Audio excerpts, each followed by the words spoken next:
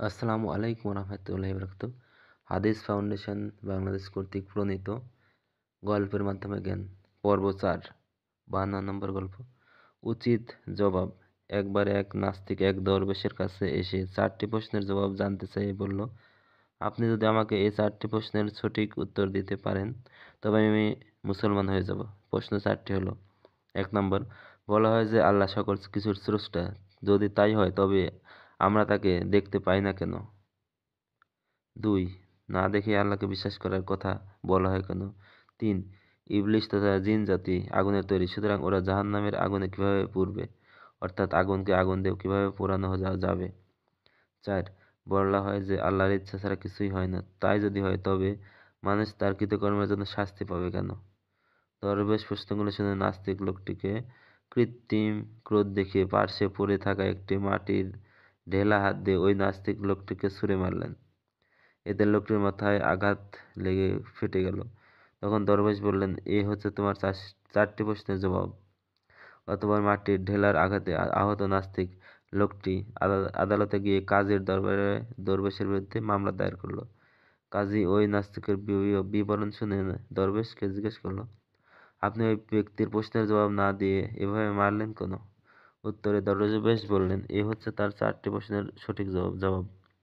এর দ্বারা তাকে আহত করা আমার উদ্দেশ্য ছিল না।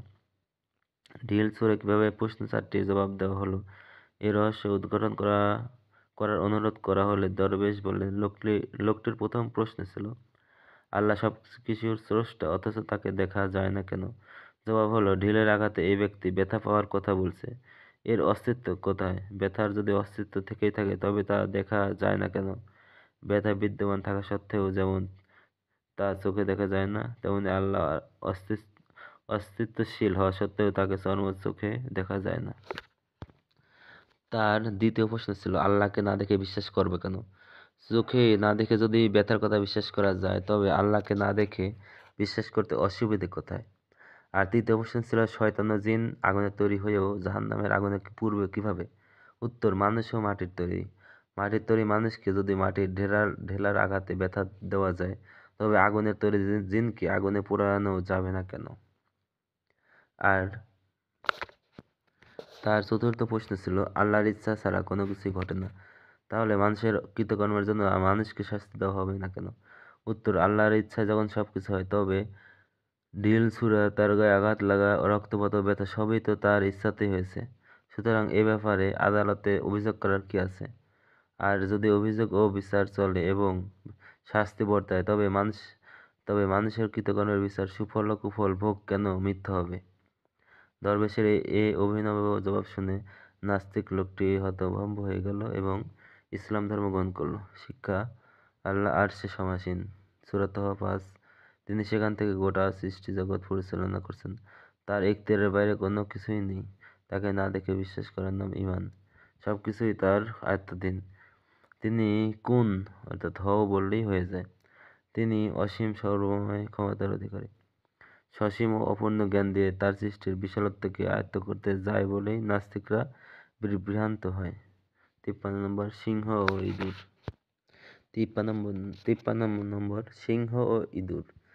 এক সিংহ তার গুহায় গভীর ঘুমে আচ্ছন্ন। হঠাৎ একটি ছোট ইঁদুর ছোটাছুটি করতে করতে সিংহের নাকের এক ছিদ্রে ঢুকে পড়ল। ফলে সিংহের ঘুম ভেঙে গেল। সে ইঁদুরটিকে থাবা দিয়ে ধরে মেরে ফেলতে উদ্যত হলো।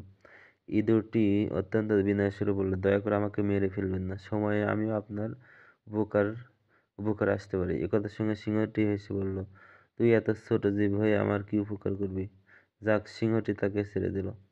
এর বেশ কিছুদিন পরের ঘটনা। সিংহটি একটি দড়ির শক্ত ফাঁদে আটকা গেল। ফাঁদে পড়ে সিংহটি ভীষণ গর্জন করতে লাগলো। গর্জন শুনে ইঁদুরটি দৌড়ে সেখানে গেল। সিংহের বিপদ দেখে সে তার কানের কাছে গিয়ে তাকে গর্জন করতে নিষেধ করল, কারণ যারা ফাঁদ পেতে রেখেছে তারা গর্জন শুনে ছুটে আসতে পারে। ইঁদুরটি এবার তার কাজ শুরু করলো। সে তার দাঁত দিয়ে ফাঁদের দড়ি কাটতে শুরু করলো। অবশেষে সে সিংহকে ফাঁদ থেকে মুক্ত করলো। মুক্তি পেয়ে সিংহটি ইঁদুরকে ধন্যবাদ দিল এবং সেই সঙ্গে বলল, তোকে আমি অবজ্ঞা করছিলাম, কিন্তু বুঝলাম কাউকে অবজ্ঞা করতে নেই। শিক্ষা: ছোট বলে কাউকে অবজ্ঞা করতে নেই, বিপদে যে কেউ উপকারে আসতে পারে। শিকারী ও ঘুঘু 54 নম্বর গল্প। নদীর তীরের একটি গাছের উঁচু ডালে একটি ঘুঘু বসে নদীর পানির দিকে চেয়ে আছে। সে দেখতে পেল একটি পিঁপড়া নদীর স্রোতে ভেসে যাচ্ছে। পিঁপড়ার প্রতি তার দয়া হলো, তাই সে গাছ থেকে একটি পাতা ছিঁড়ে পিঁপড়ার সামনে ফেলে দিল। পিঁপড়াটি পাতায় চড়ে প্রাণে বেঁচে গেল। পিঁপড়াটির বাসা ওই গাছের কাছেই। একদিন সেই গাছে ঘুঘুটি বসে রয়েছে। এক শিকারী ঘুঘুকে লক্ষ্য করে তার ধনুকে তীর সংযোগ করলো। সে তীর ছুঁড়তে যাচ্ছে, এমন সময় ওই পিঁপড়াটি এসে তার পায়ে শক্ত কামড় বসিয়ে দিল। কামড়ের চোটে সে জোরে উহ করে উঠল। পাখিটি শব্দ শুনে উড়ে গেল। তীর পথভ্রষ্ট হলো। শিক্ষা: বিপদের বন্ধুই প্রকৃত বন্ধু। 55 নম্বর যোগ্য পাত্র নির্বাচন। সুলতান ইব্রাহিম বৃদ্ধ হয়ে পড়েছেন, বয়সের ভারে নুজ্জ, ক্রমশই দুর্বল হয়ে পড়লেন তিনি। সুলতান বুঝতে পারলেন তার দিন ফুরিয়ে এসেছে। তার চিন্তা যে একমাত্র কন্যা জাহানারার এখনো বিয়ে হয়নি। রাজকন্যা সুন্দরী, তার বিয়ের বয়স হয়েছে। ইতিমধ্যে অনেকেই তাকে বিয়ে করার জন্য প্রস্তাব দিয়েছে, কিন্তু তার যোগ্য বর আজও খুঁজে পাননি সুলতান। একদিন সুলতান কন্যা জাহানারাকে ডেকে বললেন, মা, এবার আমি তোমার বিয়ে দেব। রাজকন্যা বললেন, কিন্তু তুমি কিভাবে বর নির্বাচন করবে বাবা? সুলতান বললেন, আমার কোনো পুত্র সন্তান নেই। তোমার স্বামী হবে আমার এই রাজ্যের ভাবী সুলতান, মানে আগামী সুলতান, যে ভালোভাবে রাজ্য শাসন করতে পারবে এবং প্রজা পালন করতে পারবে। আমি তার সঙ্গে তোমার বিয়ে দেব।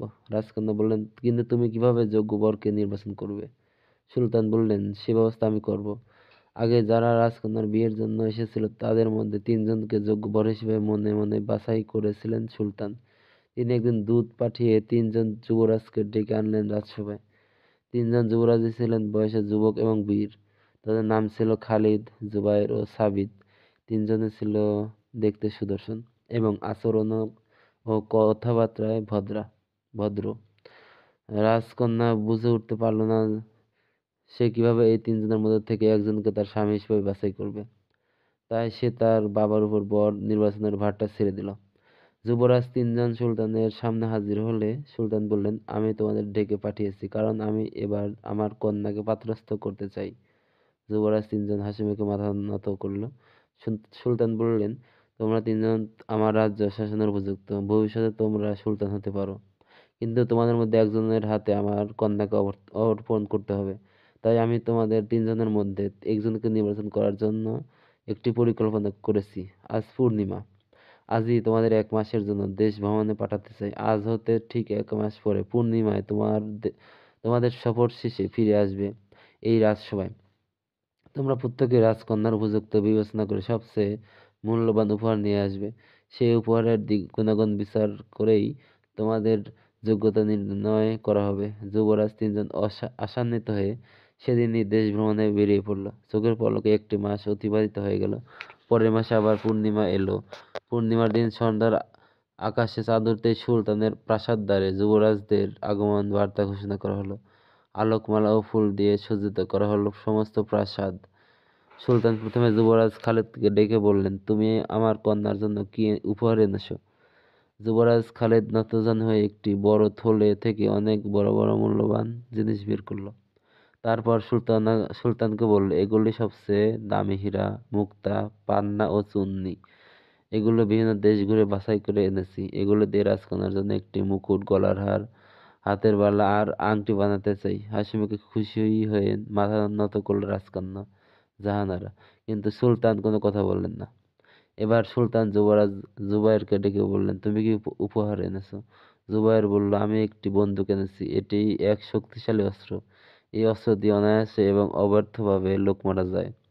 এই অস্ত্র কাছে থাকলে বাইরের কোনো শত্রু ভয়ে পা দেবে না আপনার রাজ্যের ত্রিসীমানায়। আপনি এর দ্বারা অনেক দেশ জয়ও করতে পারবেন। আপনি হয়ে উঠতে পারেন পৃথিবীর সবচেয়ে শক্তিশালী ও বিজয়ী রাজা। যুবরাজ জুবাইরের কথা শুনে রাজকন্যা কেঁপে উঠলেন ভয়ে। সুলতান একটা দীর্ঘশ্বাস ফেললেন নীরবে, কিন্তু রাজসভায় উপস্থিত লোকদের মুখগুলি উজ্জ্বল হয়ে উঠল। এবার যুবরাজ সাবিতকে ডাকলেন। সুলতান লজ্জাবনত মুখে সুলতানের সামনে খালি হাতে এসে দাঁড়ালো যুবরাজ সাবিত। সে বলল, ক্ষমা করবেন সুলতান, আমি রাজকন্যার জন্য কোনো উপহার আনতে পারিনি। সুলতান আশ্চর্য হয়ে বলল, সে কি, কোনো উপহারই আনোনি?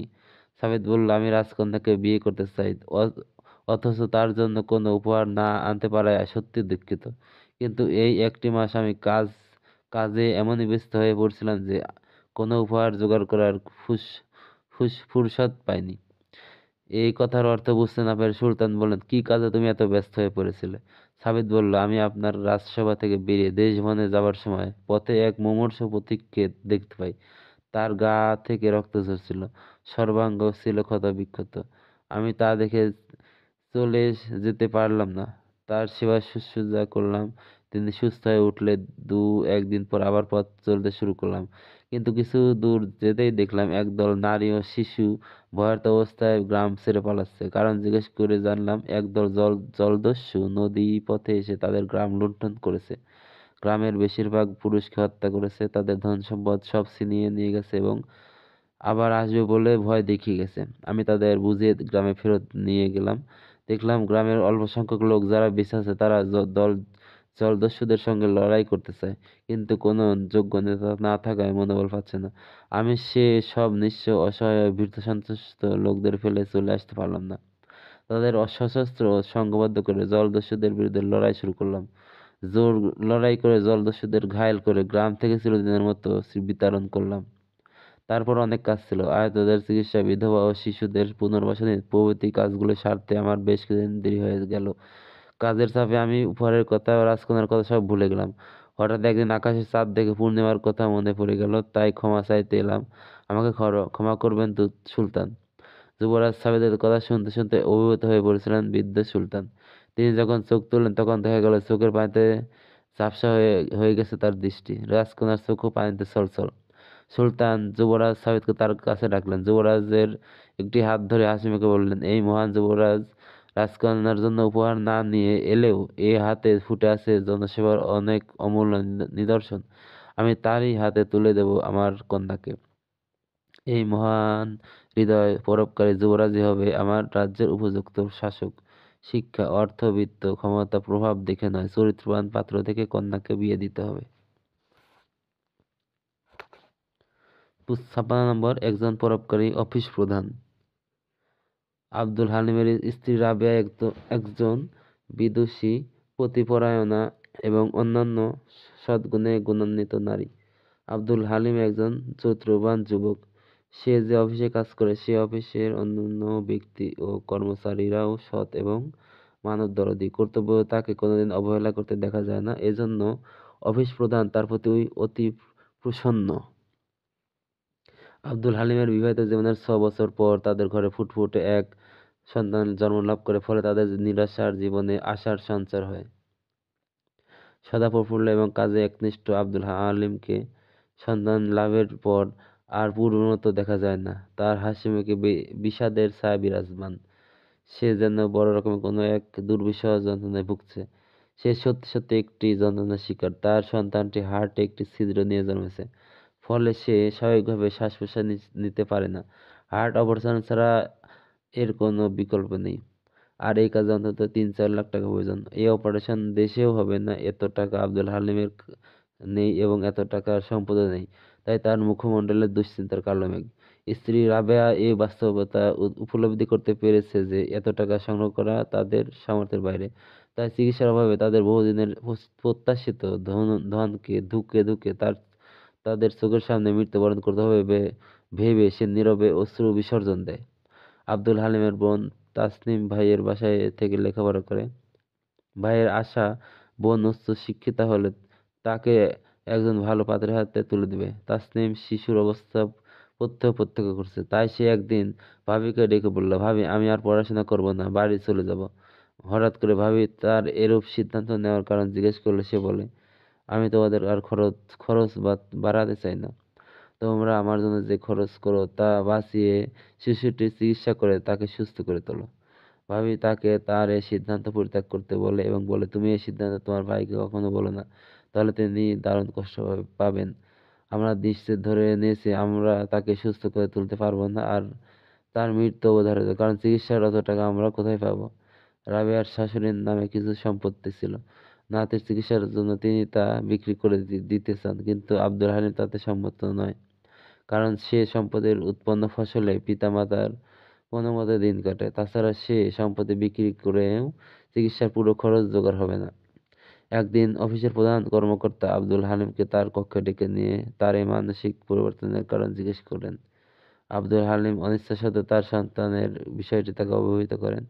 তার বস তাকে বলেন, আমরা সকলে মিলে তোমার সন্তানের চিকিৎসার জন্য অর্থ সাহায্য করব এবং প্রয়োজনে ভিক্ষা চাইব। একটি নিষ্পাপ শিশুকে বাঁচিয়ে তুলতে পারি কিনা চেষ্টা করে দেখব।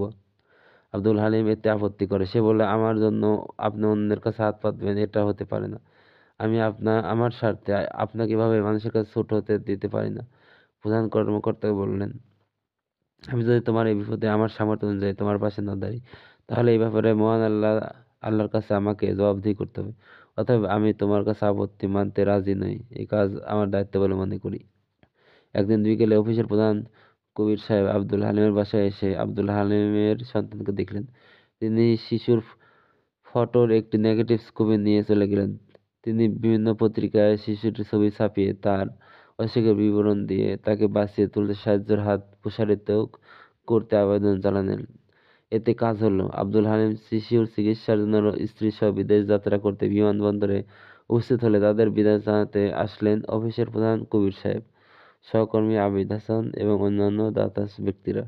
সবাই আল্লাহর কাছে সবাই আল্লাহর কাছে শিশুটির আরোগ্য কামনা করে তাদের বিদায় জানালেন। শিক্ষা, অসহায় দুস্থ মানুষকে সাহায্য সহযোগিতা করা আমাদের প্রত্যেকের ইমানি ও নৈতিক দায়িত্ব। 57 নম্বর গল্প।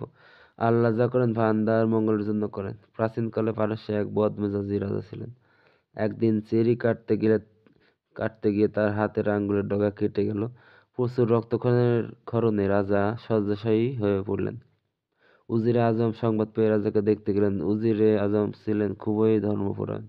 রাজার এই অবস্থা দেখে তিনি বললেন, ইন্না লিল্লাহ, আল্লাহ যা করেন বান্দার মঙ্গলের জন্যই করেন। এতে রাজা উজিরের প্রতি খুবই অসন্তুষ্ট হলেন। ভাবলেন, ভীষণ ব্যথা ও প্রচুর রক্তক্ষরণ, আমি শয্যাশায়ী, আর সে বলে আল্লাহ যা করেন বান্দার মঙ্গলের জন্যই করেন। বেটাকে উচিত উচিত শিক্ষা দিতে হবে। কিন্তু রাজ্যের অধিকাংশ প্রজা উজিরের ধর্মপরায়ণতায় মুগ্ধ ছিল। তাই সরাসরি তাকে শাস্তি দিলে ব্যাপারটা অন্যদিকে মোড় নিতে পারে ভেবে রাজা মনে মনে অন্য ফন্দি আঁটলেন। রাজা সুস্থ হয়ে মন্ত্রিপরিষদের সাথে পরামর্শ করে একদিন শিকারে বের হলেন। সাথে উজিরে আজমকে নিলেন। গভীর অরণ্যে প্রবেশ করে পূর্ব পরিকল্পনা অনুযায়ী উজির আজমকে এক অন্ধকার কূপে ফেলে দিয়ে তারা শিকারে মনোনিবেশ করলেন। অতঃপর রাজা এক মায়া হরিণের মায়ায় পড়ে হরিণটি শিকার করার জন্য ঘোড়া নিয়ে ছুটলেন। রাজার ঘোড়া এমন দ্রুত দৌড়াচ্ছিল যে সাথীরা তাকে অনুসরণ করতে পারছিল না। দৌড়াতে দৌড়াতে রাজা রাজ্যের সীমানা অতিক্রম করে অন্য রাজ্যে ঢুকে পড়লেন। এদিকে ওই রাজ্যের রাজার খুবই প্রিয় একটি ঘোড়া ছিল। কয়েকদিন আগে জনৈক চোর ঘোড়াটি চুরি করে পারসিক এই রাজার নিকট বহুমূল্যে বিক্রি করেছিল, আর সেই ঘোড়াটি দিয়েই পারস্যের রাজা শিকারে বের হয়েছিলেন। এদিকে ওই রাজার সেনাবাহিনীও ঘোড়ার সওয়ার রাজাকে চিনতে পেরে তাকে বন্দী করে কয়েদখানায় প্রেরণ করে। ওই দেশের রাজা ছিল প্রতিমা পূজারী। সে দেশের প্রথা ছিল প্রতি বছর নির্দিষ্ট সময়ে সুদর্শন সুঠাম দিয়ে নিখুঁত একজন লোককে তাদের দেবতার নামে আনুষ্ঠানিকভাবে বলি দেওয়া। অধিকাংশ সময় সে লোক সরবরাহ করা হতো কয়েদখানা হতে, আর এই সময়টি ছিল তাদের সেই বলি অনুষ্ঠানের সময়। তাই সুদর্শন সুঠামদেহী কয়েদি রাজাকে মনোনীত করা হলো বলি দেওয়ার জন্য। নির্দিষ্ট সময়ে কয়েদি রাজাকে বলির মঞ্চে হাজির করা হলে সে দেশের রাজা কয়েদির সারা শরীর অনুসন্ধান করতে লাগলেন কোনো খুঁত আছে কিনা তা দেখার জন্য। অথবা কয়েদির হাতের আঙ্গুল কাটার দাগ দেখতে পেয়ে রাজা বললেন, এটা বলি দেওয়ার উপযুক্ত নয়, অন্য একজনকে খুঁজে আনো। এমন সময় কয়েদি পারস্যের রাজা বললেন, উজিরের কথাই সত্যি হলো, আল্লাহ যা করেন বান্দার মঙ্গলের জন্যই করেন। একথা শুনে ওই দেশের রাজা জিজ্ঞেস করলো, কি বললে তুমি? একথার মর্মার্থ কি? তখন পারস্যের রাজা তার পরিচয় সহ সমস্ত ঘটনা খুলে বললেন। কয়েদের পরিচয় ও ঘটনা শুনে সে দেশের রাজার লজ্জিত ও অনুতপ্ত হয়ে বললেন, আপনার হুজুর ঠিকই বলেছে। অতঃপর সসম্মানে পারস্যের রাজাকে মুক্তি দেওয়া হলো এবং ঘোড়াটিও তাকে উপহার দেওয়া হলো। মুক্তি পেয়ে পারস্যের রাজ্যে ফিরে এসে প্রথমে উজিরে আজমের খোঁজে সেই অন্ধকার কূপের নিকট গিয়ে দেখলেন উজির এখনো বেঁচে আছে এবং পাশে বসবাস করছে। রাজা উজির আজমকে আবেগে জড়িয়ে ধরে বললেন, আমি তোমাকে ভুল বুঝে তোমার প্রতি অন্যায় করেছি। তুমি আমাকে ক্ষমা করে দাও ভাই। তুমি সত্যি বলেছিলে, আল্লাহ যা করেন বান্দার মঙ্গলের জন্যই করেন। যদি আমার আঙ্গুলে কাঁটার দাগ না থাকতো তবে আজ আমি মৃত্যুর রাজ্যে চলে যেতাম।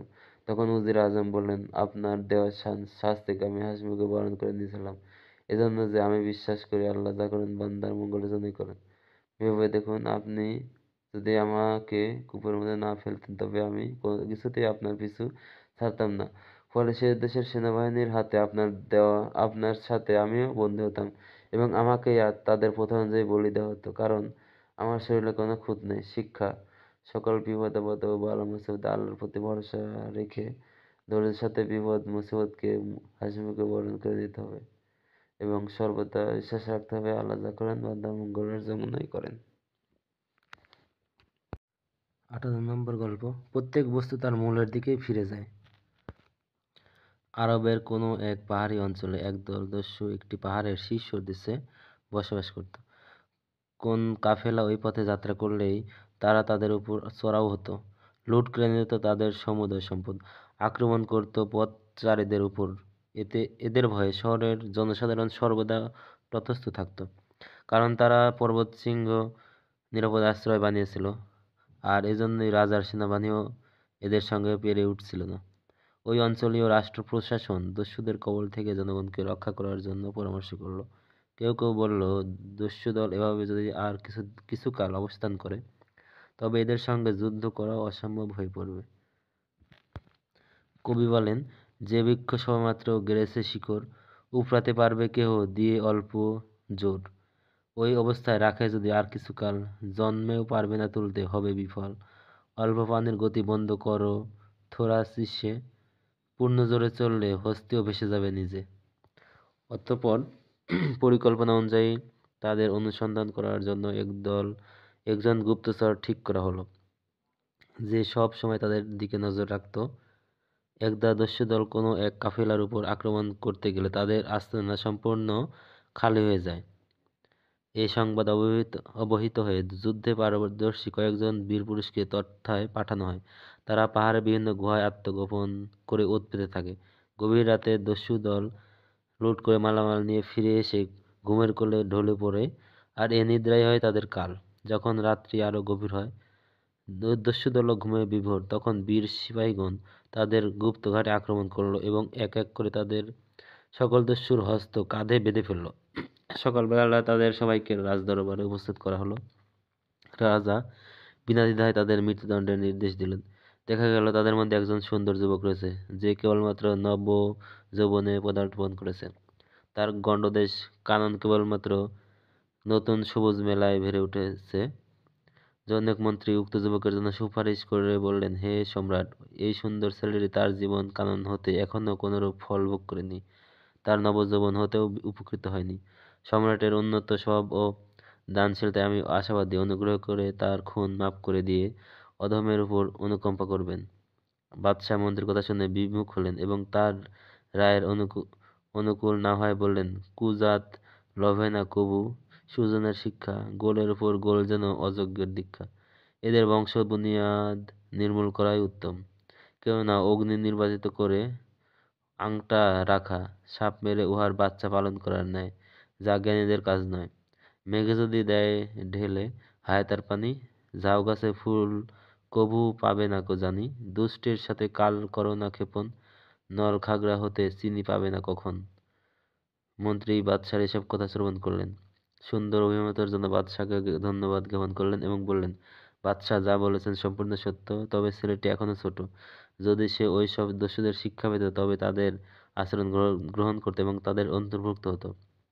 অধম বান্দার অভিলাষ এই যে সে সৎ লোকদের নিকট থেকে শিক্ষা গ্রহণ করবে, চরিত্রবান হবে, কারণ দস্যুদের সীমালঙ্ঘন ও বিদ্রোহী আচরণ এখানে হয়তো তার অন্তরে প্রথিত হয়নি।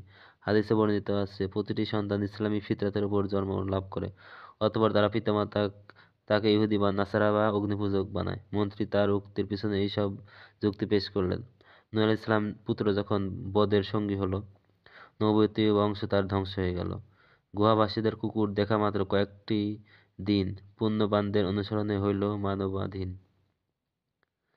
মন্ত্রী একথা বলার পর বাদশাহ নিকট জনদের মধ্য হতে আরো কিছু লোক মন্ত্রীর সাথে সুপারিশে শরিক হলেন।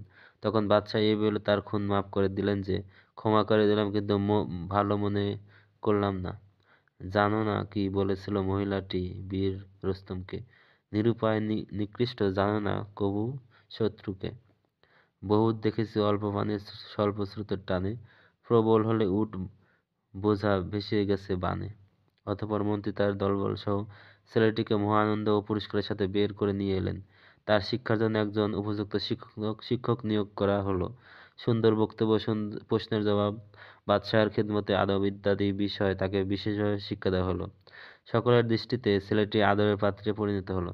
একদা মন্ত্রী বাদশাহর খেদমতে তার সৎ চরিত্র বিষয়ে বলতে গিয়ে বললেন, জাহাপনা, জ্ঞানীদের প্রশিক্ষণ তার মধ্যে প্রভাব বিস্তার করেছে এবং তার জন্মগত পুরাতন অজ্ঞতা বিদূরিত হয়েছে। বাদশাহ এটা শুনে মুচকি হেসে বললেন, সিংহ শাবক পরিশেষে সিংহ হয়ে যায়, যদিও মানুষের সাথে বুজুর্গি সে পায়। 2 বৎসর এভাবে কেটে গেল। ইতিমধ্যে মহল্লার একদল দুর্বৃত্ত তার সাথে মিলিত হয়ে বন্ধুত্বের বন্ধন এঁটে নিল। তাদের প্ররোচনায় ছেলেটি বাপ চাচাদের হত্যার প্রতিশোধ গ্রহণে সংকল্পবদ্ধ হলো। একদা সুযোগ বুঝে মন্ত্রী ও তার 2 পুত্রকে হত্যা করল এবং বউ সম্পত্তি লুটে নিয়ে সেই পুরাতন পর্বত গুহায় গিয়ে পিতার স্থলাভিষিক্ত হলো। এই সংবাদ পেয়ে বাদশাহ পরিতাপের সাথে দাঁত দিয়ে আঙ্গুল কামড়াতে কামড়াতে বলল, কাঁচা লোহায় পাকা অস্ত্র বানায়া কেউ কভু অমানুষকে শিক্ষা দিলেই হয় না মানব তবু। পাক বৃষ্টির পানিতে ভাই নাইকো কোনো নাশ, ফুল বাগানে ফুল ফোটে আর পতিত জমিতে ঘাস। কুলোকের ভালো করা জানিবে কেমন, সুলোকের মন্দ করার পরিণাম যেমন। শিক্ষা, ইল্লত যায় না ধুলে আর খাসলত যায় না মলে। 59 নম্বর। গুপ্তধন। জনৈক ব্যক্তির স্ত্রী 3 পুত্র ও এক কন্যা রেখে মারা যান। ছেলেরা সবাই বিবাহিত, মেয়ের বিয়ে আগেই হয়েছে। তারা সবাই সন্ততির মা বাবা হয়েছে। পিতার মৃত্যুর পরে গ্রামের কিছু গণ্যমান্য ব্যক্তি উপস্থিতিতে ছেলেরা পৃথক হয়ে যায়। ছোট ছেলের মায়ের প্রতি একটু বেশি ভালোবাসা বুঝে মা ছোট ছেলের সাথে থাকার ইচ্ছা ব্যক্ত করেন। মায়ের সোনার চুড়ি পরার খুব শখ ছিল। স্বামী তার সে শখ পূরণ করতে পারেননি, তাই ছোট ছেলে মাকে সোনার চুড়ি বানিয়ে দেয়। মা এতে ভীষণ খুশি হন। ছোট ছেলে মাকে আদর যত্ন রাখে। এভাবে কিছুদিন পর যাবার পর ছোট ছেলের বউ শাশুড়িকে বললে, মা, তোমার বিষয় সম্পত্তি তোমার ছোট ছেলেকে লিখে দাও, আমরা তোমাকে বরাবর এভাবে দেখব। ছেলে ও বউ এর ব্যবহারে মা প্রীত হয়ে তার যাবতীয় সম্পত্তি ছোট ছেলেকে লিখে দেন। তার ধারণা যে তিনি বেশি দিন বেঁচেও থাকবে না। মানুষের চরিত্র বড়ই জটিল ও দুর্বোধ্য। যাকে অতি সৎ লোক মনে করা হচ্ছে, সেই একদিন এমন এক অপকর্ম করে বসে যার ফলে তার দীর্ঘদিনের সুনাম নিমিষে শেষ হয়ে যায়। মা প্রতি রাতে চুড়িগুলো খুলে রেখে ঘুমান, সকালে আবার পরেন। একদিন তিনি চুড়ি পরতে ভুলে যান। যখন মনে পড়ে তখন আর চুড়িগুলো পান না। অনেক খোঁজাখুঁজি করেও মা চুড়িগুলো না পেয়ে কান্না শুরু করে দেন। মা বলেন, বউ ছাড়া এই ঘরে তো আর কাউকে কখনো আসতে দেখিনি। শাশুড়ির কথায় বউ ক্ষিপ্ত হয়ে ওঠে এবং বলে, আমি কি তাহলে চুড়িগুলি চুরি করেছি? আমার কথায় স্বামী তোমাকে চুরি বানিয়ে দিয়েছে, আর এখন আমি হলাম চোর। মা বললেন, আমি তোমাকে চোর বলিনি, তুমি ছাড়া আমি তো আর কাউকে এই ঘরে আসতে দেখিনি। তুমি চুরি নাওনি, তবে চুরিগুলো গেল কোথায়? ছেলে মা বউ এর কথা কাটাকাটি থামাতে ব্যর্থ হলো। কথা কাটাকাটি চরমে উঠলে মা বললেন, তোমরা আমার বিষয়ে আশয় হস্তগত করার কুমতলবে আমাকে আদর যত্ন করেছো এবং চুরিগুলোও বানিয়ে দিয়েছো। তোমরা না সরালে চুরিগুলো কি উড়ে গেল? আমার বিষয় আশয় আমাকে ফিরিয়ে দাও, আমি এ বাড়িতে আর একদমও থাকবো না। মা বাড়ি হতে বের হয়ে গেলে বউ বলে, তোমার পরামর্শে চুরিগুলো সরিয়ে আমি ভালো কাজ করিনি। ছেলে বলে, আসতে বলো, লোকে শুনতে পাবে। মা বাড়ি থেকে বের হয়ে বড় ছেলের বাড়িতে গিয়ে উঠেন। বড় ছেলেকে অতি উন্নয়নের সুরে বলেন, বাবা, তুই আমার বড় ছেলে, তুই আমাকে একটু আশ্রয় দে বাবা। আমি ঘরের এক কোণে পড়ে থাকবো, তোরা যা খাবার দিবি তাই খাবো, কোনো আবদার ও অভিযোগ করবো না। ছেলে ও বউ একই সাথে বলে উঠল, তুমি তুমি বিষয়ে আসে সব ছোট ছেলেকে দিয়ে এখন আমাদের ঘাড়ে চাপতে চাও, তা হবে না, আমরা তোমাকে রাখতে পারবো না। ছেলে ও বউয়ের কাটা জবাব পেয়ে মা কাঁদতে কাঁদতে মেজো মেয়ে ছেলের বাড়িতেও গিয়ে ওঠেন। সেখানেও একই পরিস্থিতি। অগত্যা মা তার শেষ ভরসাস্থল মেয়ের বাড়িতে আশ্রয়ের জন্য যান। সেখানেও তার ভাগ্যে জোটে একই বিড়ম্বনা। মেয়ে জামাই ছোট মেয়ে ছেলেকে বিষয় আশয়ে লিখে দেওয়ার খবর জেনেছে। তাই তারা বলে ওঠে, বিষয় আশয় একজনকে দিয়ে আমাদের এখানে কেন এসেছো? আমরা তোমাকে রাখতে পারবো না। মা কেঁদে কেটে পথে এসে দাঁড়ান। কোথাও আশ্রয় না পেয়ে ভিক্ষা করে জীবন কাটিয়ে দেওয়ার সিদ্ধান্ত নেন। এভাবে কিছুদিন কেটেও যায়। একদিন এবারে ওবারে ঘুরে ক্লান্ত হয়ে তিনি একটি গাছের নিচে ঘুমিয়ে পড়েন। এমন সময় এক পরিচিত কণ্ঠের চাচি ডাকে তার ঘুম ভেঙে যায়।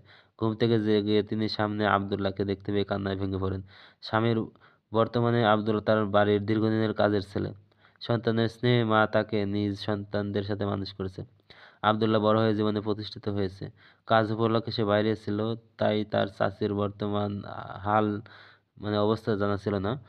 আব্দুল্লাহ চাচিকে সান্ত্বনা দিয়ে তার বাড়িতে নিয়ে যায় এবং আদর যত্নে কিছু রাখে। এভাবে কিছুদিন কেটে গেল। একদিন আব্দুল্লাহ শক্ত করে বাঁধা একটি পুঁটলি এনে চাচিকে দিয়ে বলল, এই পুঁটলির মধ্যে কিছু গুপ্তধন রয়েছে। আপনি পুঁটলিটা কখনো খুলবেন না। মরার আগে এর সম্পদ ছেলে মেয়েদের মধ্যে ভাগ করে দিবেন। আব্দুল্লাহ বুঝেছিল যে গুপ্তধনের লোভে ছেলেরা মাকে ফিরিয়ে নিতে আসবে।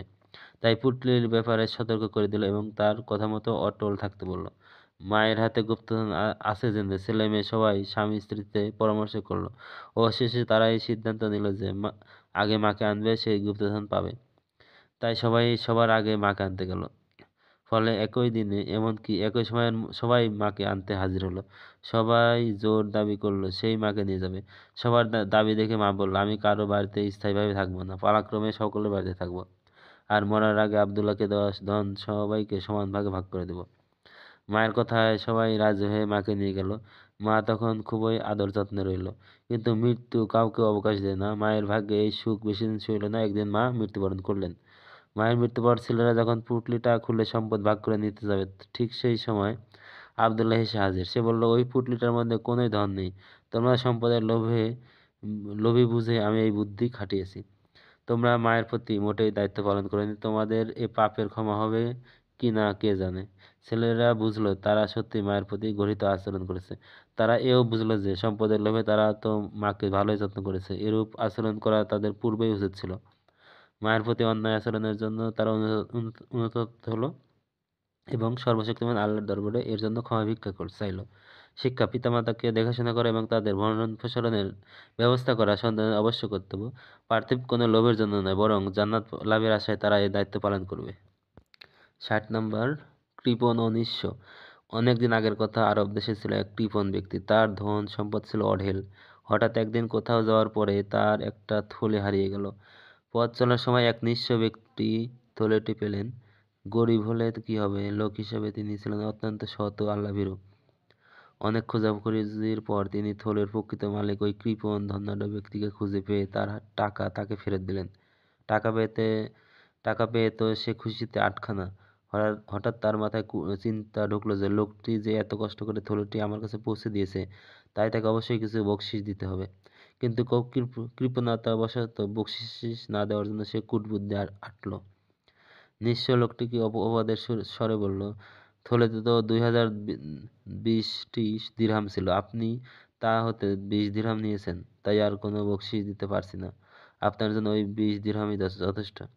লোকটি তার এই কথায় অত্যন্ত মনঃক্ষুণ্ণ হয়ে কৃপণের বিরুদ্ধে কাজীর আদালতে মানহানির অভিযোগ ঠুকলেন।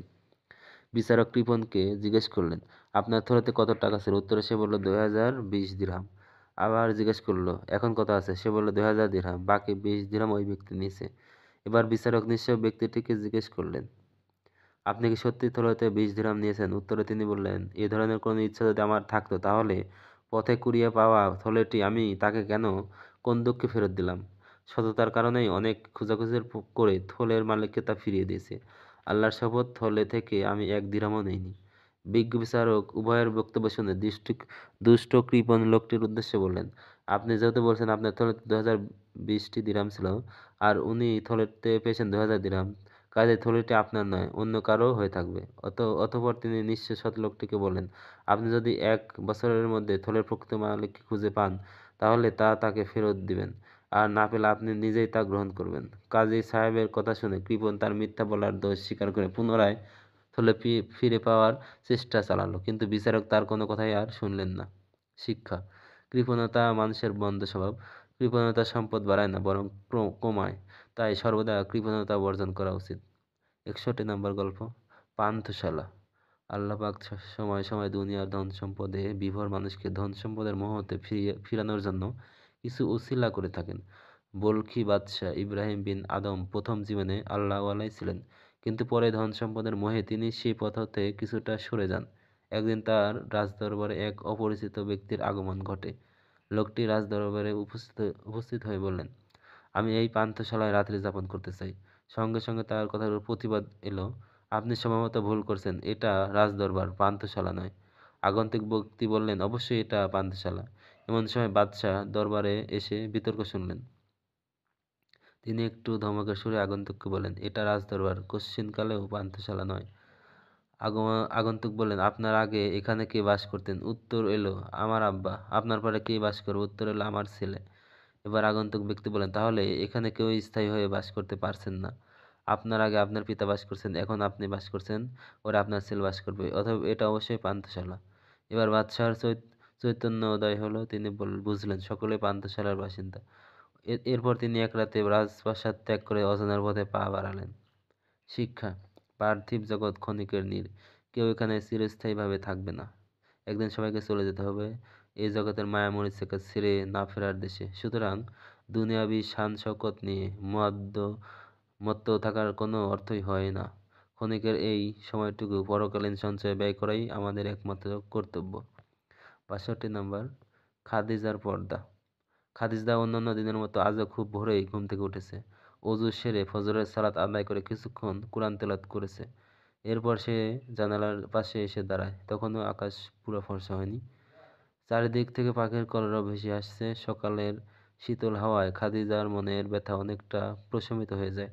সে দূর দিগন্তের দিকে তাকিয়ে ভাবে, এই নোংরা পৃথিবীর কথা, যেখানে নিজের ভালো কাজ করার অধিকারটুকুও নেই। কি এমন অন্যায় সে করেছে তা ভেবে পায় না। সে তো শুধু বোরকা পরে কলেজে যায়, প্রয়োজন ছাড়া কোনো ছেলের সাথে কথা বলে না, ক্লাস সেরে কোথাও যায় না। আচ্ছা, এগুলোই কি তার দোষ? তাহলে মালিহা, সুমাইয়া, আরিফা ওরা যেভাবে উশৃঙ্খলভাবে চলাফেরা করে সেটাই কি ভালো? না, তা হবে কেন? আল্লাহ তাআলা বলেছেন, হে নবী, আপনি ঈমানদার নারীদেরকে বলে দিন তারা যেন তাদের দৃষ্টিকে অবনত রাখে এবং তাদের লজ্জাস্থানের হেফাজত করে। তারা যেন তা সাধারণত প্রকাশমান, তাছাড়া তাদের সৌন্দর্য প্রদর্শন না করে, এবং তাদের মাথার ওড়না বক্ষদেশে ফেলে রাখে, এবং তারা যেন তাদের স্বামী, পিতা, শ্বশুর, পুত্র, স্বামীর পুত্র, ভ্রাতা, ভ্রাতুষ্পুত্র, ভগ্নীপুত্র, স্ত্রীলোক, তাদের মালিকানাধীন বাদী, যৌন কামনামুক্ত পুরুষ ও যারা নারীদের গোপন অঙ্গ সম্পর্কে অজ্ঞ বালক, তাদের ব্যতীত কারো কাছে তাদের সৌন্দর্য প্রকাশ না করে। তারা যেন তাদের গোপন সাজসজ্জা প্রকাশ করার জন্য জোরে পদচারণা না করে। হে মুমিনগণ, তোমরা সবাই আল্লাহর নিকট তওবা করো, যাতে তোমরা সফলকাম হতে পারো। সূরা নূর 31 নম্বর আয়াত। আলোচ্য আয়াতে এই কথাগুলো বলা হয়েছে তা মেনে চলা প্রত্যেক নারীর জন্য ফরজ। প্রতিদিনের মতো গতকালও খাদিজা যথারীতি কলেজে গিয়েছিল। সেই স্কুল জীবন থেকেই বোরকা পরত। মালিয়া, সুমাইয়া, আরিফা সবাই খাদিজার খুব ঘনিষ্ঠ বান্ধবী। স্কুল জীবন থেকে ওরা খুব অন্তরঙ্গ। কলেজে উঠেও সেই অন্তরঙ্গতা বিদ্যমান আছে। এদের মধ্যে একমাত্র খাদিজাই বোরকা পরে। অন্যদের মধ্যে মালিয়া, আরিফা ততটা উশৃঙ্খল নয়, যদিও বোরকা পরে না, কিন্তু সুমাইয়া খুব উশৃঙ্খলভাবে চলাফেরা করে। ও প্রায় সময় বোরকা পরার জন্য খাদিজাকে তিরস্কার করে। কলেজে ওঠার পর বোরকা নিয়ে প্রায়ই খাদিজার সাথে তার কথা কাটাকাটি হতো। ওর এক কথা, বোরকা পরলে সামাজিক ও আধুনিক হওয়া যায় না। টিফিন পিরিয়ডে সবাই ক্লাস থেকে বেরিয়ে পড়লে সুমাইয়া খাদিজাকে বলল, চল আর সেজে বসে না থেকে একটু বাইরে ঘুরে আসি। বোরকা নিয়ে বান্ধবীদের রসিকতা সে অনেক সহ্য করেছে, আজ আর পারল না। বলে উঠল, আমি সাজি না, তোরা আমি সাজি নাকি তোরা সাজিস? ঠোঁটে লিপস্টিক, কপালে টিপ আর ফিনফিনে জামা পরে তোরাই তো প্রতিদিন সেজে কলেজে আসিস। এ কথা শুনে অপমানে সুমাইয়ার চোখ মুখ লাল হয়ে যায়। সে বলে, কি এত বড় কথা, দাঁড়া দেখাচ্ছি মজা। এই বলে টান দিয়ে খাদিজার মুখের নিকাব খুলে ফেলল সুমাইয়া। লজ্জায় অপমানে খাদিজার চোখ মুখ লাল হয়ে যায়। ও শুধু বলে, কাজটা ভালো করলি না সুমাইয়া? এরপর বাকি ক্লাসের সময় আর কারোর সাথে কথা না বলে বেঞ্চে মুখ গুজে কাঁদতে থাকে খাদিজা। অতঃপর কলেজ ছুটি হলে বাড়ি চলে আসে। ঘটনাটি বারবার মনের পর্দায় ভেসে উঠছে খাদিজার। একবার মনে হচ্ছে সুমাইয়ার সাথে সে আর কোনদিন কথা বলবে না। পরক্ষণেই তার মনে পড়ে তায়েফে সত্যের দাওয়াত দিতে গিয়ে রাসূল সাল্লাল্লাহু আলাইহি ওয়াসাল্লাম তায়েফবাসীর হাতে নিগৃহীত হয়েছিলেন, কিন্তু তাদের অকল্যাণ কামনা না করে তিনি কল্যাণ কামনা করেছিলেন। এই কথা মনে করে খাদিজা ভাবে, হয়তো দোষ আমারই, সুমাইয়াকে ওভাবে বলা ঠিক হয়নি। আজকে ওর কাছে ক্ষমা চাইতে হবে। কলেজের সময় হয়ে গেছে। ঝটপট তৈরি হয়ে কলেজের উদ্দেশ্যে বেরিয়ে পড়ল খাদিজা। কিন্তু এ কি, আজ তার কোনো বান্ধবীই কলেজে আসেনি, এমন তো কোনোদিন হয় না। তাই ও চিন্তিত হয়ে পড়ল। ভাবল কলেজ ছুটি হলে সুমাইয়াদের বাসায় যাবে। ওদের বাসায় পৌঁছে কলিং বেল টিপতেই ওদের কাজের মেয়েটি দরজা খুলে দিল। খাদিজা জিজ্ঞেস করলো, সুমাইয়া আছে? মেয়েটি জবাব দিল, না। খাদিজা আবার বলল, তাহলে খালাম্মাকে ডেকে দাও। কাজের মেয়েটি তখন কেঁদে ফেলল। খাদিজা অবাক হয়ে বলল, কি হয়েছে খুলে বলো। মেয়েটি যা বলল তাতে জানা গেল, গতকাল কলেজ থেকে ফেরার পথে একদল সন্ত্রাসী সুমাইয়ার মুখে এসিড নিক্ষেপ করেছে। সে এখন হাসপাতালে। একথা শুনে খাদিজা ভয়ে কেঁপে উঠল। পর্দাহীনতার পরিণামে যে কত রকম দুর্ঘটনা ঘটতে পারে, এই ঘটনা তারই জ্বলন্ত প্রমাণ। আর কথা না বাড়িয়ে তাড়াতাড়ি হাসপাতালের দিকে রওনা হলো খাদিজা। হাসপাতালে পৌঁছে নার্সের কাছ থেকে রুম নম্বর জেনে নিয়ে সেই রুমের দিকে এগিয়ে যায়। রুমের দরজা খুলে চোখ পড়ে মালিয়া আরিফার দিকে। কাছে গিয়ে দেখে সুমাইয়ার মুখের একপাশের বেশ কিছু অংশের চামড়া সম্পূর্ণ ঝলসে গেছে। খাদিজাকে দেখে সুমাইয়া কেঁদে ফেলে। খাদিজা সান্ত্বনা দেওয়ার ভাষা খুঁজে পায় না। সুমাইয়া খাদিজাকে বলে, আমি অন্যায় করেছি, সেরে উঠলে আমিও বোরকা পরেই কলেজে যাব। সাথে সাথে মালিয়া আর আরিফা বলে উঠল, শুধু তুই কেন, আমরাও যাব। আনন্দে খাদিজার চোখে পানি এসে যায়। বলে, তোদের নিয়ে আমার অনেক স্বপ্ন ছিল, আজ তা পূরণ হলো। অতঃপর খাদিজা ওদের জন্য আল্লাহর কাছে প্রার্থনা করলো, হে আল্লাহ, ওদের ওদের তুমি হেদায়েত দান করো। ওদের সকলের চোখে আনন্দের ঝিলিক, দুর্লভ কিছু খুঁজে পাওয়ার আনন্দ, আর বুকে একটি সোনালী সুন্দর সমাজ গঠনের দুর্বার আকাঙ্ক্ষা। শিক্ষা: প্রত্যেক ঈমানদার নারীর উচিত হবে পর্দা সহকারে চলাফেরা করা, এবং সেই সাথে পুরুষদের কাজ হবে মহিলাদেরকে পর্দা করার জন্য উদ্বুদ্ধ করা ও নিজেদের দৃষ্টিকে অবনমিত রাখা। ইভটিজিং, এসিড নিক্ষেপ ইত্যাদি সামাজিক অপরাধ থেকে নারীকে বাঁচাতে হিজাব অতীব গুরুত্বপূর্ণ। 63 নম্বর, পরিণামদর্শী কৃতদাস: জগতে যারা নিজেদের নাম অমর করে রেখেছেন তারা কর্তব্য অবহেলা করেননি। সময়ের কাজ সময়ে করেছেন, আজকের কাজ কালকের জন্য ফেলে রাখেননি। একসময় হাটে বাজারে গরু ছাগলের মতো মানুষ কেনা বেচা হতো। এক লোক ছোট্ট একটি ছেলেকে কিনে নিয়ে যায়। ছেলেটি মালিকের অধীনে কাজ করে যৌবনে পদার্পণ করেছে। একদিন মালিকের একমাত্র পুত্র পানিতে পড়ে মৃত্যুর মুখোমুখি হয়। কৃতদাস যুবকটি নিজের জীবন বাজি রেখে মনিবের ছেলের মৃত্যুর হাত থেকে উদ্ধার করে। মনিব কৃতদাসের এই কাজে খুশি হয়ে তাকে দাসত্বের বন্ধন থেকে মুক্ত করে দেন। কৃতদাস তার নিজের পরিচয় সম্বন্ধে অজানা। কে তার পিতামাতা, কোথায় তার বাড়ি, এ সম্বন্ধে সে কিছুই জানে না। তাই সে মুক্তি পেয়ে নিজেকে বিব্রত মনে করলো। তবুও সে সাগরের কিনারা ধরে যাত্রা শুরু করলো। কিছু দূর অগ্রসর হলে সমুদ্রগামী এক জাহাজ এসে তার সামনে ভিড়ল। জাহাজে কিছু লোকজন ছিল। তারা তাকে জোর করে জাহাজে উঠিয়ে গভীর সমুদ্রে জাহাজ চালনা করলো। অতঃপর একটি জনবহুল দ্বীপে এসে জাহাজ ভিড়ল। সেখানে বহু লোকজন উপস্থিত ছিল। তারা যখন জানতে পারল একজনকে ধরে আনা হয়েছে, তখন তারা উল্লাসে ফেটে পড়ল। তারা উল্লাস করতে করতে ধৃত যুবককে শহরে নিয়ে গিয়ে সিংহাসনে বসালো। তারা বলতে লাগলো, আজ থেকে আপনি আমাদের রাজা।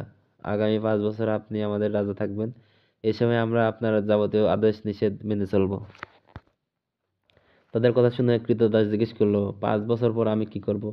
আমাকে তখন কি কাজে লাগানো হবে? জবাবে তারা বলল, 5 বছর পর আপনাকে আবার জাহাজে উঠিয়ে একটি নির্জন দ্বীপে রেখে আসা হবে। আমাদের দেশের এটাই নিয়ম। যুবকটি বলল, অতীতে এভাবে কতজনকে রেখে আসা হয়েছে? জবাবে তারা বলল, বহু সংখ্যক লোককে, কিন্তু তারা কেউ কোনো ব্যবস্থা গ্রহণ করেনি। কিন্তু যখন মেয়াদ ফুরিয়ে এসেছে তখন কেউ কেবল কেঁদেছে আর সময় বাড়িয়ে দিতে অনুরোধ করছে। কিন্তু আমরা আমাদের নিয়ম নীতির কোনো পরিবর্তন করি না। নিয়ম পরিবর্তন করা হলে নিয়মের গুরুত্ব থাকে না। যুবকটি তাদের কথা শুনে মনে মনে সিদ্ধান্ত নিল, শুরু থেকেই কাজ করতে হবে। তাই সে বলল, আমি যদি লোক পাঠিয়ে সে নির্জন দ্বীপটি আবাদযোগ্য গড়ে তুলি, তাতে তাতে কি আপনারা সম্মত আছেন? সবাই এক বাক্যে বলে উঠল, অবশ্যই। যুবকটি দেশ শাসন করার সাথে সাথে তাকে যে দ্বীপে নির্বাসন দেওয়া হবে, সে দ্বীপটি রাজত্বের উপযোগী করে গড়ার কাজ শুরু করে দিল। সে 5 বছর ধরে এই কাজ চালিয়ে গেল। অবশেষে যখন তার 5 বছর রাজত্বের মেয়াদ ফুরিয়ে এলো, তখন তাকে বেশ প্রফুল্ল দেখা গেল, কেননা নির্বাসিত দ্বীপে তাকে মেয়াদ মোতাবেক রাজত্ব করতে দেওয়া হবে না। জীবনের শেষ দিন পর্যন্ত সে সেখানে রাজত্ব করতে পারবে। তাকে জাহাজে উঠিয়ে নির্বাসিত দ্বীপে রাখতে গিয়ে দেখা গেল সেখানে এক বিরাট জনতা তাকে অভ্যর্থনা জানাতে ঘাটে সমবেত হয়েছে। সে জাহাজ হতে অবতরণ করলে জনতার হর্ষধ্বনিতে ঘাট মুখরিত হয়ে উঠল। শিক্ষা: পরিণাম ভেবে কাজ করলে ফল ভালো পাওয়া যায়। 64 নম্বর, মানুষকে সন্তুষ্ট করার পরিণতি। এক ব্যক্তি তার ঘোড়ায় চড়ে সফরে বের হয়েছে, সাথে স্ত্রী ও পুত্র হেঁটে যাচ্ছে। একটি গ্রাম অতিক্রম করার সময় লোকেরা বলতে লাগলো, দেখ কত বড় নিষ্ঠুর ব্যক্তি, স্ত্রী সন্তানদেরকে হাঁটিয়ে নিয়ে যাচ্ছে আর নিজে ঘোড়ায় সওয়ার হয়ে আরামে যাচ্ছে। এই কথা শুনে লোকটি ভাবলো, লোকেরা ঠিকই তো বলেছে। এই ভেবে সে ঘোড়া থেকে নেমে গেল এবং ছেলেকে ঘোড়ায় চড়িয়ে নিজে স্ত্রী সহ হেঁটে যেতে লাগলো।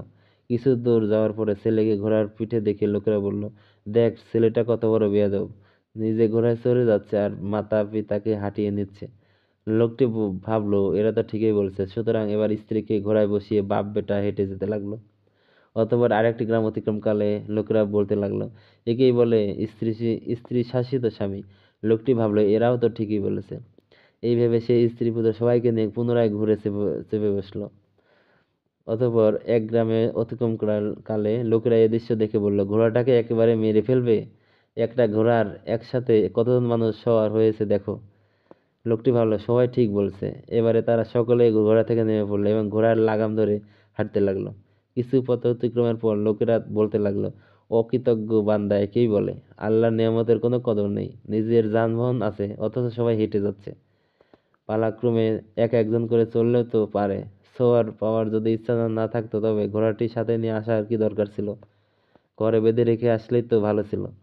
লোকটি দেখলো ঘোড়ার চড়ার কোনো পদ্ধতি আর বাকি নেই। সুতরাং এখন এখন ঘোড়ায় না চড়ে এবং ঘোড়াটি শুধু হাঁটিয়ে না নিয়ে অন্য কোনো পদ্ধতি আছে কিনা তাই করতে হবে।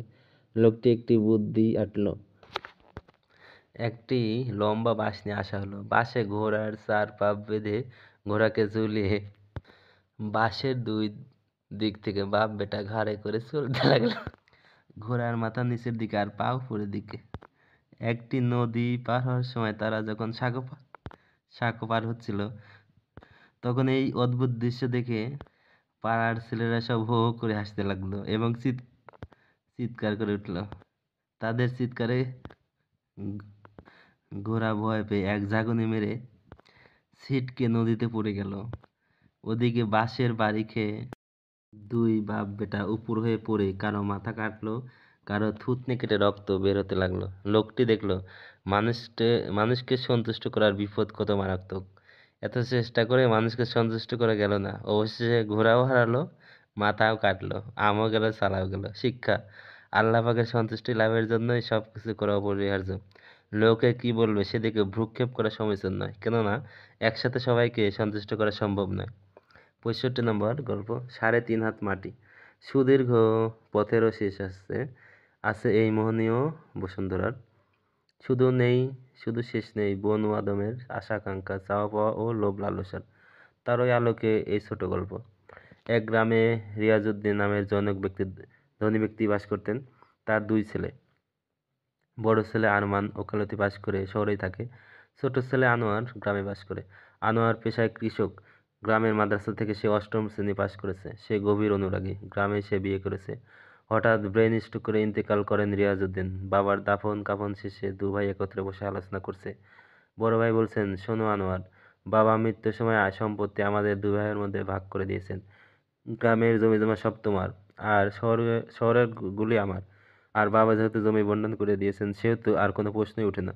আরমান ছিল ছোটবেলা থেকে লোভী প্রকৃতির আর মিথ্যা বলায় পারঙ্গম।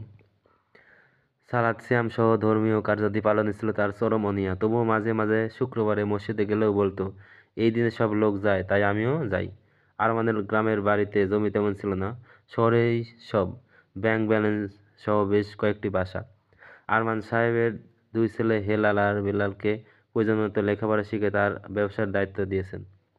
আরমান সাহেব বৃদ্ধ বয়সে উপনীত।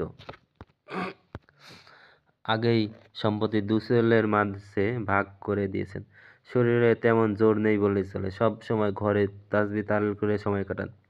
মাঝে মাঝে ওয়াজ মাহফিলে যান এবং অনেক পাপ পুণ্যের কথা শোনেন। মনে মনে ভাবেন কিছু অর্থ সম্পদ দিয়ে ইয়াতিমখানা, মাদ্রাসা, মসজিদ তৈরি করে দেবেন। কিন্তু আশা সেখানে শেষ। অর্থ সম্পদ তো ছেলেদের হাতে।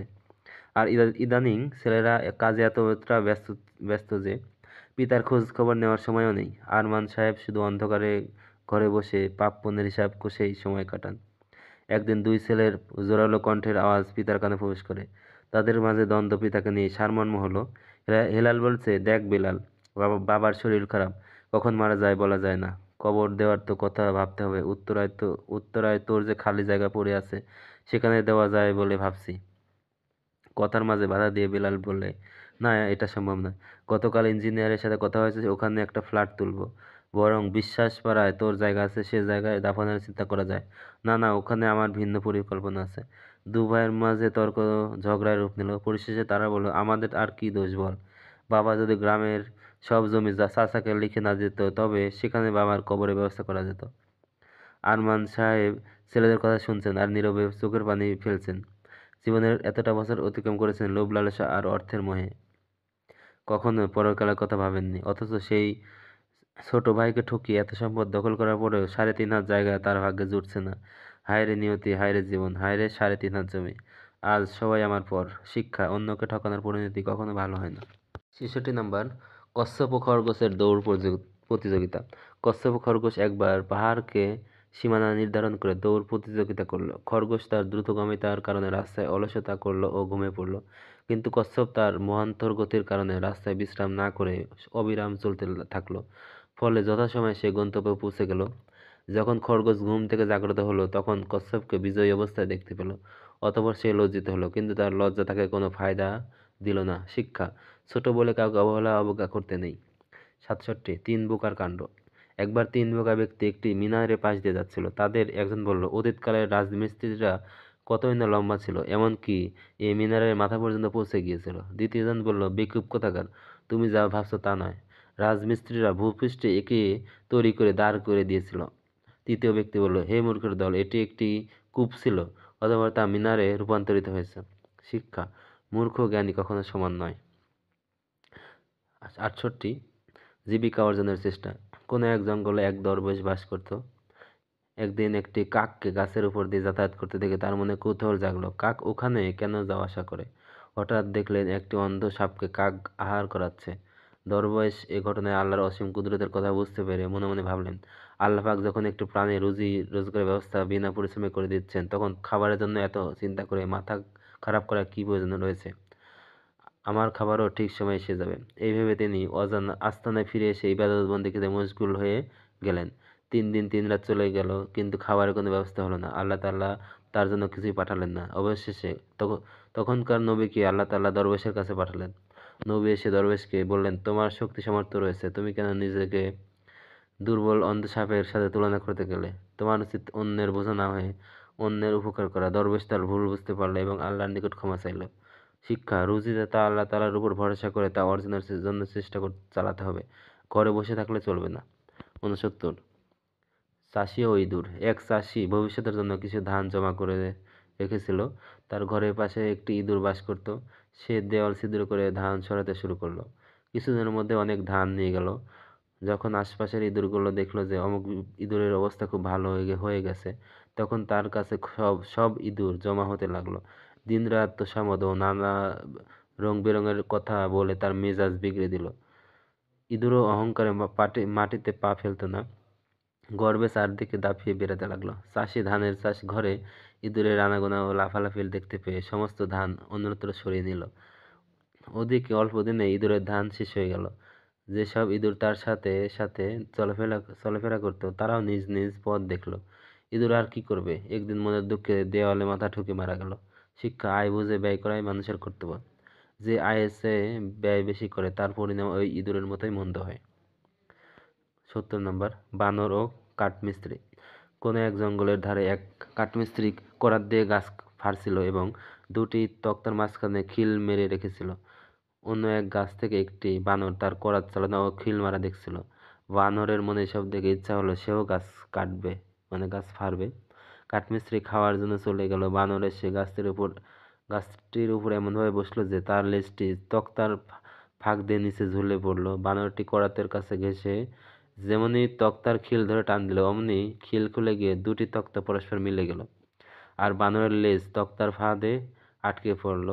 তখন যন্ত্রণায় কাতর হয়ে চিৎকার করে বলছিল, আমার কাজ ছিল গাছে গাছে ফলমূল খেয়ে বেড়ানো, আমি কেন করাত চালাতে আসলাম। ইতিমধ্যে কাঠমিস্ত্রি এসে উপস্থিত হলো এবং লাঠি দিয়ে পিটিয়ে বানরের বাদরামি শেষ করে দিল। শিক্ষা, যার যার যার কাজ তার সাজে, অন্যের নয়। ৭১ খরগোশ ও শিয়াল। এক নেকড়ে বাঘ একটি ঘুমন্ত খরগোশের উপর ঝাঁপিয়ে পড়ল। বেচারা নিদ্রা থেকে জেগে দেখল সে মৃত্যুর কবলে। তার অন্তরাত্মা শুকিয়ে গেল। সে তখন অনুনয় বিনয় করে বলতে লাগলো, আমি খুব ভালো করে জানি আমার মতো এত দুর্বল প্রাণী জাহাপনার ক্ষুধা মেটাতে পারবে না। যদি জাহাপনা এই এক লোকমার আশা ত্যাগ করেন, তাহলে এক শিয়ালকে আমি দেখিয়ে দিতে পারি যা স্বীকার করলে জাহাপনার তৃপ্তি মিটবে। আর যদি তা না হয়, তাহলে বান্দা তো জাহাপনার খেদমতে হাজির আছেই। কথাটা নেকড়ে বাঘের মনোপুত হলো। সে খরগোশের সাথে রওনা হলো। কাছেই শিয়ালের একটি গর্ত ছিল। খরগোশের সঙ্গে তার অনেক দিনের শত্রুতা। খরগোশ গর্তের কাছে গিয়ে বলল, জনাবের নির্জন বাস ও ধার্মিকতার খ্যাতি শুনে একজন জ্ঞানী সাক্ষাৎ করতে এসেছেন। যদি অবসর থাকে তাহলে এক্ষুনি সাক্ষাতের সুযোগ দিন, নতুবা আপনার সুবিধা মতো খেদমতে হাজির হবেন। শিয়াল ওর মিষ্টি কথার প্রতারণার আভাস পেয়ে উল্টো ধোঁকা দেওয়ার জন্য বলল, সৌভাগ্য যে এমন বুজুর্গ ব্যক্তি আমার মতো নাসিসের সঙ্গে দেখা করতে এসেছেন। কিন্তু কিছুক্ষণ বিলম্ব করতে হবে, কারণ আমি ঘরটিকে ঝেড়ে মুছে জনাবের বসার উপযুক্ত না করে বাইরে আসতে পারছি না। খরগোশ নেকড়ে বাঘকে এই সংবাদ জানালো এবং সে এই কথা শুনে খুব খুশি হলো। শিয়াল পূর্ব থেকে গর্তে ঢোকার রাস্তায় একটি গভীর কূপ খনন করে রেখেছিল, তাই নতুন করে লতাপাতা দিয়ে ওই গর্তটি ঢেকে দিল। খরগোশ নেকড়ে বাঘকে নিয়ে সেই অন্ধকার গর্তে ঢুকতে গেল এবং দিশা না পেয়ে সেই গভীর কূপে পড়ে গেল। নেকড়ে বাঘ এই ঘটনাকে খরগোশের চালাকি মনে করে ততক্ষণে তাকে মেরে ফেলল। শিক্ষা, বুদ্ধিমানকে কখনো ধোঁকা দেওয়া যায় না। ৭২ মাছের বুদ্ধিমত্তা। কোনো এক জলাশয়ে ৩টি মাছ বাস করত। তাদের মধ্যে একজন অতি বুদ্ধিমান, একজন মাঝারি মানের বুদ্ধিমান এবং একজন নির্বোধ।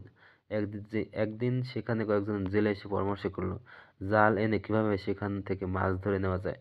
জেলেদের কথা শুনে সবচেয়ে বুদ্ধিমান মাছটি তৎক্ষণাৎ নালা দিয়ে অন্য জলাশয়ে চলে গেল। ইতিমধ্যে জেলেরা জাল এনে চারদিক বন্ধ করে দিল। দ্বিতীয় মাছটি যখন দেখলো যে সে আটকা পড়ে গেছে, তখন তার অর্ধেক বুদ্ধির জোরে নিজেকে মরার মতো করে পানির উপর ভাসিয়ে দিল। জেলেরা ওকে মরা মনে করে জালের বাইরে ফেলে দিল, ফলে সেও বেঁচে গেল। আর তৃতীয় নির্বোধ মাছটি ওদের জালে আটকা পড়ল। শিক্ষা, বিপদে পড়েও যে নিজেকে রক্ষার উপায় অবলম্বন করে না, সে মূর্খ। ৭৩ কচ্ছপ ও হাঁস। এক পুকুরে দুটি হাঁস এবং একটি কচ্ছপ বাস করত। তাদের মধ্যে গভীর বন্ধুত্ব ছিল। পুকুরের পানি শুকিয়ে গেলে হাঁস দুটি কচ্ছপকে বলল, বন্ধু, এখানে আর আমাদের থাকা সম্ভব নয়, কাজে এবার আমাদের বিদায় নিতে হবে। কচ্ছপ বলল, তা কি করে হয়? তোমাদেরকে বিদায় দিয়ে আমি একা এখানে থাকবো কিভাবে? তোমাদের বিরহ বেদনা সহ্য করার ক্ষমতা আমার নেই। তাই আমিও ভাবছি পুকুরের পানি একেবারে শুকিয়ে গেলে আমি তোমাদের সাথে চলে যাব। হাঁস দুটি বলল, কিন্তু আমাদের সাথে তুমি যাবে কি করে? কারণ আমরা উড়তে পারি, তুমি তো আকাশে উঠতে পারো না। কচ্ছপ বলল, এর এর উপায়ও তোমরাই চিন্তা করো। হাঁস দুটি কিছুক্ষণ চিন্তা করে বলল, ঠিক আছে, কিন্তু শর্ত হলো সর্বদা আমাদের কথা মেনে চলতে হবে। আমরা তোমাকে নিয়ে যখন উড়াল দেব, তখন তা দেখে নিচের লোকেরা চেঁচামেচি করবে, কিন্তু সাবধান, তুমি টু শব্দটিও করতে পারবে না। কচ্ছপ এই শর্ত মেনে নিল। হাঁস দুটি বুদ্ধি করে একটি কাঠি এনে কচ্ছপের মুখ দিয়ে বলল, একে শক্ত করে কামড় দিয়ে ধরে রাখবে। এ বলে দুদিক থেকে দুই হাঁস কাঠিটি ঠোঁটে চেপে ধরে আকাশে উঠল। যাওয়ার পথে ওরা এক শহরের উপর দিয়ে যাচ্ছিল। লোকেরা এভাবে তাদেরকে উঠতে দেখে চিৎকার করতে বলতে শুরু করলো, আরে কি মজার ব্যাপার, দেখো, দুটি হাঁস একটি কচ্ছপকে নিয়ে উড়ে যাচ্ছে। কচ্ছপ অনেকক্ষণ চুপ করেই ছিল, কিন্তু শেষ পর্যন্ত আর ধৈর্য ধরতে পারল না। সে বলতে চাইলো যে তাতে তো ওদের কি, কিন্তু কথা শেষ হওয়ার আগেই মুখ থেকে কাঠি ছুটে গেল আর সে মাটিতে পড়ে পটল তুলল। হাঁস দুটি চিৎকার করে বলল, বন্ধুর কাজ হলো উপদেশ দেওয়া, আর যারা সৌভাগ্যবান তারাই সে উপদেশ থেকে লাভবান হয়। শিক্ষা, যারা হিতাকাঙ্ক্ষী বন্ধুর কথা শোনে না, তারা বিপদে পড়ে। আসসালামু আলাইকুম রহমতুল্লাহি ওয়া বারাকাতুহু। হাদিস ফাউন্ডেশন বাংলাদেশ কর্তৃক প্রণীত গল্পের মাধ্যমে